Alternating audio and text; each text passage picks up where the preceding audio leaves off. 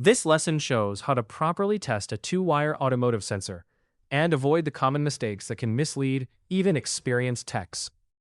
It's tempting to assume a sensor with two wires is simple, but circuit design tricks like bias voltage, pull-up, pull-down logic, and scanning for only two states make it easy to misdiagnose. We'll see why relying on a single voltage reading or code can be misleading.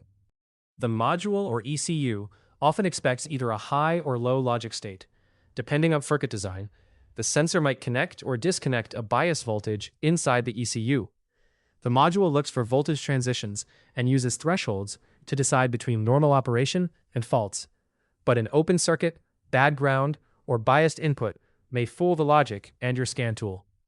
To verify a two-wire sensor, always backprobe both wires. Don't assume color means ground or signal. Use your meter to measure voltage under normal operation with sensor plugged in and compare to spec. Some faults, like poor connections, only appear under load, so test with the sensor circuit complete. The scan tool may show the sensor switching as expected, but is it true? A floating, stuck, or biased circuit may create a believable but incorrect PID. Always compare the scan data to your direct voltage measurement at the sensor pins. Differences mean there's a hidden open, ground shift, or logic error. Don't rely on readings with the sensor unplugged or a single scan value. An open circuit voltage can appear normal, and a bad connection may pass a continuity test but fail under load. Avoid the trap of guessing and replacing a sensor when the root cause is really a wiring, connector, or module issue.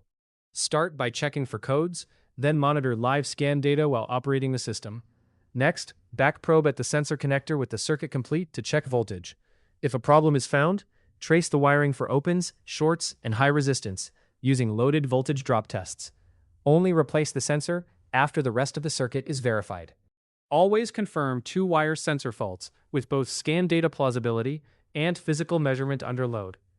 Unplugged or static tests can easily mislead.